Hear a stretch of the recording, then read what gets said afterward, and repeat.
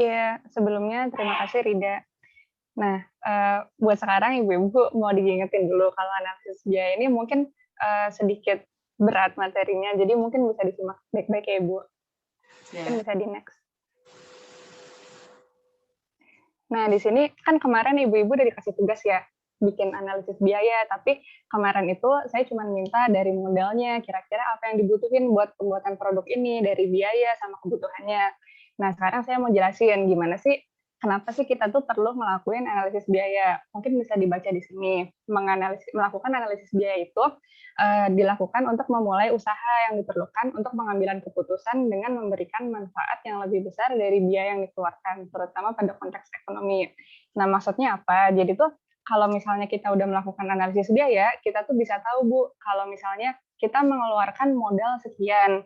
Nah, nanti tuh kalau misalnya nanti kita ngeluarin modal sekian, kira-kira tuh harga jual yang cocok tuh berapa sih? Ntar tuh kalau misalnya harganya segini atau segini, kira-kira tuh kita bakal cepat balik modal atau tidak, gitu. Mungkin bisa di-next. Nah, terus di sini ada jenis-jenis biaya. Kan kemarin ibu-ibu diminta untuk ngelis modalnya aja ya. Nah, terus juga saya sempat ngasih keterangan gitu, bisa ditulis mulai dari alat-alat yang dibutuhkan, bahan baku, semuanya itu ditulis. Nah, di sini tuh ada 3 jenis biaya ibu-ibu. Yang pertama tuh ada biaya investasi, biaya tetap, sama biaya variabel. Nah, di sini tuh itu lebih kayak pengelompokan dari dari barang-barang yang udah dibutuhin. Misalnya di sini ada biaya investasi. Biaya investasi itu biaya yang dikeluarkan dalam kurun waktu lebih dari 1 tahun. Nah, barang-barang apa sih yang termasuk ke dalam biaya investasi? Misalnya pembelian kompor, pembelian alat-alat dapur. Nah, kalau misalnya dari kita lihat sendiri, kayak kalau beli kompor itu kan nggak mungkin kan kurang dari 1 tahun udah rusak lagi. Nah, itu termasuk ke dalam biaya investasi. Jadi tuh kita tuh beli kompor itu tuh, misalnya kita beli harga kompor 500.000, itu tuh bisa buat 5 tahun ke depan kita nggak usah beli kompor lagi. Baru 5 tahun kemudian kita beli lagi. Nah, itu masuknya di biaya investasi. Terus ada biaya tetap. Biaya tetap itu biaya yang dikeluarkan setiap bulannya walaupun proses produksi sedang tidak berlangsung. Maksudnya proses produksi tidak berlangsung itu gimana? Ini tuh bisa juga secara tidak langsung Ibu-ibu. Misalnya di sini kayak ada pembayaran listrik. Sebenarnya kalau bikin keripik bayam itu kan nggak usah pakai listrik sama sekali ya, karena kita cuma butuh air, butuh minyak, penggorengan, gitu-gitu. Tapi kalau misalnya dibuat di malam hari atau kita membuat di dalam ruangan itu kan tentunya butuh cahaya. Nah, cahaya itu dari lampu. Lampu itu membutuhkan listrik. Makanya secara nggak langsung ibu-ibu itu uh, memakai pembayaran listrik untuk produksi keripik bayam gitu. Kalau misalnya air juga memang harus dibayarkan setiap bulannya kan ibu-ibu. Jadi emang karena air dibutuhkan dan setiap bulannya walaupun ibu-ibu lagi nggak masak, lagi nggak apa, karena air tetap jalan, jadi dimasukkan ke dalam biaya tetap. Mungkin kalau misalnya dalam industri skala besar, biaya tetap ini juga termasuk ke dalam gaji karyawan. Karena gaji karyawan itu emang tiap bulannya kan harus dibayarkan. Nah, yang terakhir itu ada biaya variabel. Biaya variabel itu biaya yang dikeluarkan ketika proses produksi berlangsung. Ini tuh biasanya mencakup bahan-bahan baku dari produk yang akan dibuat ibu-ibu. Misalnya, tadi saya ambil contoh lagi keripik bayam. Selanjutnya ada tahapan dan perhitungan analisis biaya. Jadi kan analisis biaya emang identik dengan mengolah data, jadi ada perhitungannya. Nah, sebelumnya kita tuh juga harus menentukan asumsi usaha dari tugas yang kemarin udah kami berikan ke ibu-ibu itu kan ada asumsi usaha ya. Asumsi usaha yang kami berikan itu ada berapa sih harga jual yang kira-kira cocok untuk produk ini sama jumlah produksi yang kira-kira ibu hasilkan. Nah, kalau dari pengertiannya, asumsi usaha itu tuh kayak dugaan sementara buat mengukur uh, mengukur dari skala ekonominya. Nah, kalau misalnya dari asumsi usaha ini, terserah ibu-ibu mau naruhnya berapa, kira-kira dari modal sekian, terus nanti ibu-ibu bisa nembak nih, kira-kira harganya segini dengan keuntungan sekian.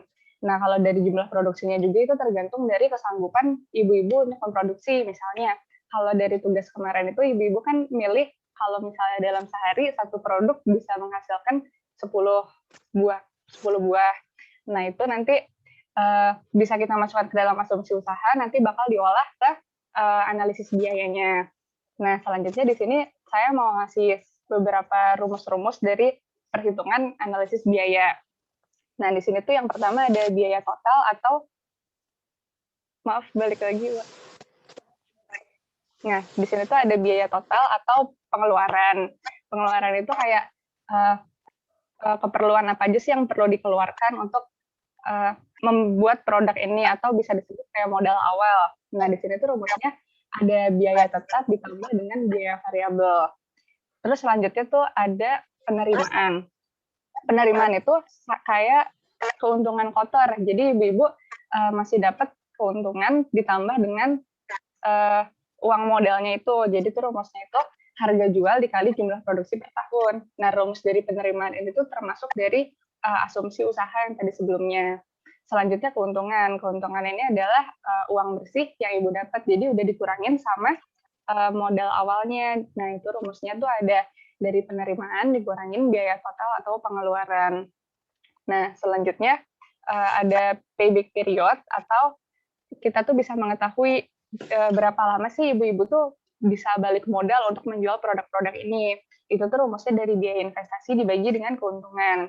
Nah, selanjutnya yang terakhir, ini tuh yang paling penting, yaitu harga pokok produksi. Atau dalam kata lain, ini tuh menentukan harga yang sebenarnya perlu ibu-ibu jual. Di sini tuh rumusnya biaya total dibagi dengan jumlah produksi per tahun sesuai yang asumsi di awal. Di next. Nah, ini adalah contoh dari analisis biaya yang udah ibu-ibu kasih dari kemarin. Jadi ini saya ngambil contoh dari analisis biaya sirup bunga telang. Di sini saya masukin harga sesuai dengan barang-barang yang udah ibu list ya waktu itu. Nah, di sini tuh kayak contohnya ada corong, ada sendok sayur, panci sedang, sama kompor. Sesuai yang udah disinggung sebelumnya, yang termasuk biaya investasi itu kan barang-barang yang kira-kira bisa bertahan lebih dari 1 tahun. Nah, kalau misalnya kayak corong, sendok, panci, dan kompor itu kan tentunya pasti lebih dari 1 tahun ya, Ibu. Nah, mungkin di sini saya juga mau ngebilangin dikit, kayak misalnya di sini ada nilai sisa, ada penyusutan, itu tuh apa sih? Jadi ini mungkin mulai dari umur teknis dulu tadi ketinggalan. Kalau misalnya umur teknis itu, kira-kira berapa lama si barang itu bakal bertahan? Kayak misalnya corong.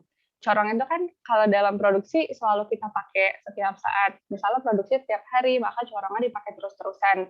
Nah, kira-kira si corong ini bakal rusak pas penggunaan setelah berapa tahun sih? Nah, kalau misalnya dari asumsi kita, corong ini tuh bakal rusak setelah 2 tahun dipakai. Oh, berarti umur teknisnya 2 tahun. Nah, terus nilai sisa itu gimana? Nilai sisa itu kira-kira barang ini tuh masih mempunyai nilai nggak sih? Masih punya harga nggak sih kalau misalnya udah rusak? Nah, kan tadi dibilang corong itu umur teknisnya 2 tahun. Nah, kalau misalnya corong itu, setahu kami tuh nggak bisa dijual lagi. Jadi, si barang corong ini tuh udah nggak punya nilai. Jadi tuh nilai sisanya 0. Nah, kalau misalnya penyusutan itu tuh lebih ke berapa banyak yang dikeluarkan oleh ibu-ibu dalam jangka waktu setahun gitu. Bahasa enaknya. Terus tuh misalnya gini, kalau misalnya masuk ke kasusnya kayak corong kan tadi umur teknisnya 2 tahun. Berarti dengan harga 3.000 itu, corong dapat dipakai dalam waktu 2 tahun. Nah, berarti kalau dalam waktu 1 tahun, si corong ini menyusutnya tuh berapa sih harga dari 1 tahunnya itu? Nah, harga 1 tahunnya itu cuma 1.500 karena tadi umur teknisnya 2 tahun. Nah, selanjutnya ada biaya tetap. Seperti yang tadi udah dibilang, biaya tetap itu kayak biaya yang harus dikeluarkan dalam setiap bulannya, kayak air, listrik, dan biaya penyusutan. Nah, di sini bisa dilihat, kita ngitungnya dari harga per bulan, karena memang dibayarkannya per bulan, lalu dikali 12 menjadi harga per tahunnya sekian. Next.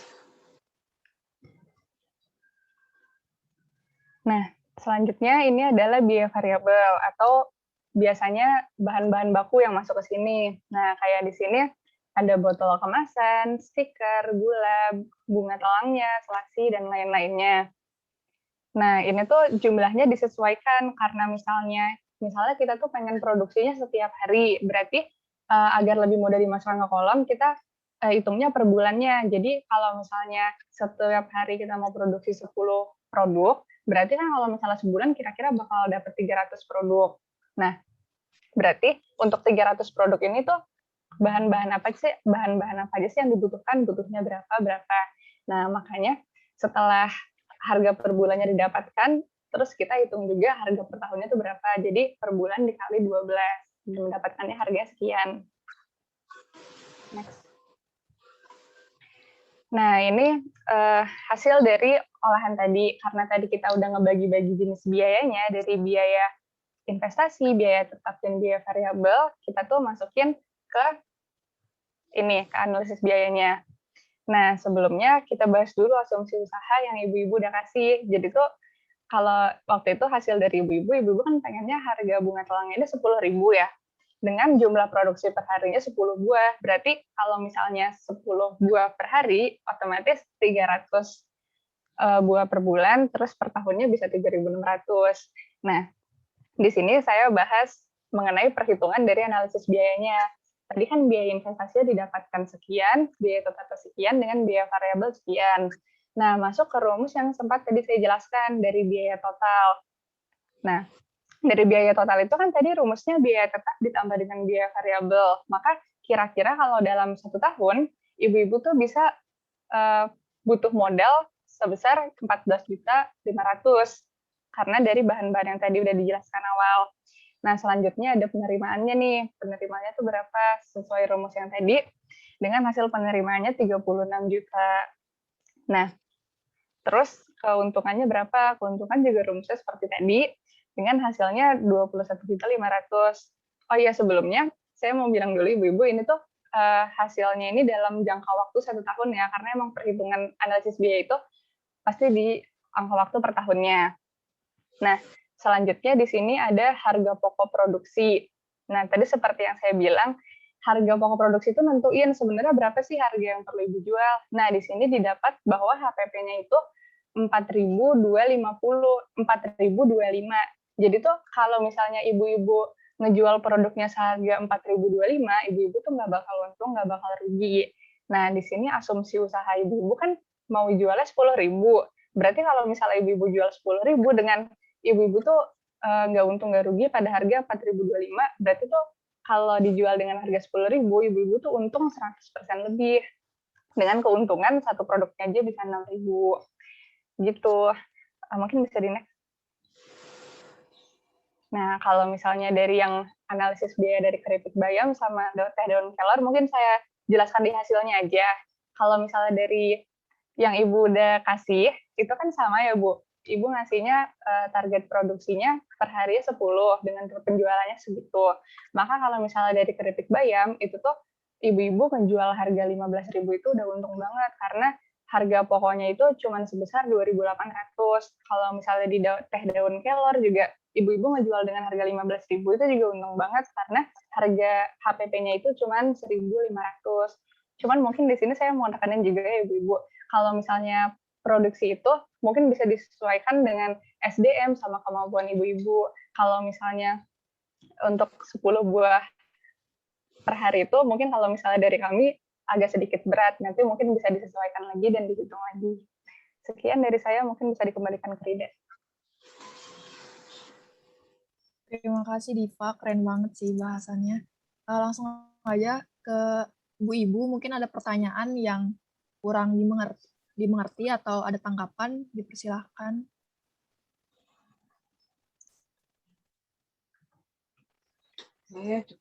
Ya, saya mau bertanya, itu apa manfaatnya? Kan nanti orang itu menanyakan manfaatnya apa dari teh daun kelor itu dan sirup bunga telang itu gimana tuh itunya apa nanti? Itunya disimpan di logonya gitu atau gimana? Manfaat produk ya Bu? Iya, manfaat produknya. Maksudnya kegunaannya apa aja tuh buat kesehatan iya. gitu. Iya, kalau misalnya manfaat itu kan emang dikasih tahu ke konsumennya langsung ya, itu tuh biasanya adanya di kemasan produknya. Kayak misalnya, kalau misalnya logo kan emang melambangkan produk ibu-ibunya sendiri. Nah, mungkin kalau misalnya dari khasiat dan lain-lain, mungkin seperti yang tadi sebelumnya dipaparkan oleh Gayatri di mock-up-nya, itu tuh bisa taruh di belakang produk, Ibu. Jadi nanti orang-orang tuh bisa tahu manfaat dari daun kelor apa, manfaat dari keripik bayam apa, itu tuh bisa tahu di kemasan produknya. Iya, iya. Itu mengenai apa teh daun kelor, bagusnya di plastik, di botol tuh Teh. Kalau teh Apa daun kelor kemasannya? waktu itu saya sempat nanya ke ibu bentuknya bubuk ya Bu? Iya, waktu itu kan ibu pernah Nah, itunya bungkus. Tapi kalau lebih bagus lagi di botol kali ya, gitu ya. kalau di botol Apa? mungkin lebih baik yang siap minum ya Bu ya? Iya, yang apa maksudnya Hmm. tinggal apa di kata sekali pakai 1 sendok gitu, 1 sendok gitu. Seminggu tuh 3 kali pakai 1 sendok gitu. Gimana? Bagusnya di botol atau di plastik? Di kemasannya.